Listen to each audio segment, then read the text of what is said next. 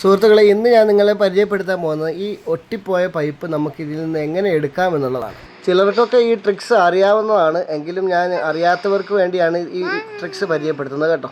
Solvent ഇട്ട് ഒട്ടിപ്പോയ fittings എല്ലാം നമുക്കിതുപോലെ ഉപയോഗപ്പെടുത്താൻ പറ്റും. അതിനുവേണ്ടി വേണ്ട ഒരു സോൾവെൻറ്റ്, ആക്സോ ബ്ലേഡ്, ഒരു സ്ക്രൂ ഡ്രൈവർ. നമ്മൾ എടുത്തത് ഒരു ടെസ്റ്ററാണ് കേട്ടോ. സ്ക്രൂ ഡ്രൈവർ കൈ കിട്ടാത്തതുകൊണ്ടാണ്. സ്ക്രൂ ഡ്രൈവറാണ് എപ്പോഴും നല്ലത്. ഇനി നമ്മൾ ചെയ്യേണ്ടത് ഫിറ്റിങ്സിൻ്റെ ഭാഗത്ത് നിന്ന് നീണ്ടു നിൽക്കുന്ന പൈപ്പിൻ്റെ ഭാഗം കട്ട് ചെയ്തെടുക്കാം. ലെവലിൽ കട്ട് ചെയ്തെടുക്കണം കേട്ടോ.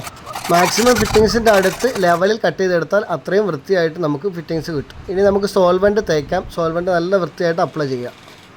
സോൾവെൻറ്റ് അപ്ലൈ ചെയ്ത ഭാഗത്തേക്ക് നമ്മൾ തീ കൊടുക്കുക. തീ കൊടുത്തു കഴിഞ്ഞാൽ ഇതുപോലെ കത്തും.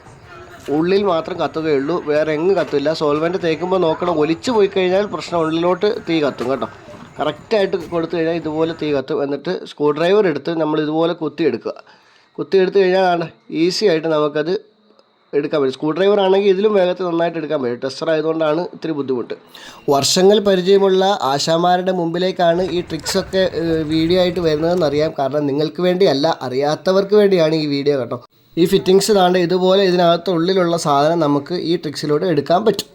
അപ്പോൾ മച്ചാന്മാരെ, വീഡിയോ ഇഷ്ടമായിട്ടുണ്ടെങ്കിൽ ലൈക്ക് ചെയ്യുക, ഷെയർ ചെയ്യുക, നിങ്ങളുടെ വിലയേറിയ അഭിപ്രായം കമൻറ്റായി രേഖപ്പെടുത്തുക. അപ്പോൾ അടുത്ത വീഡിയോയിൽ കാണാം. Bye bye.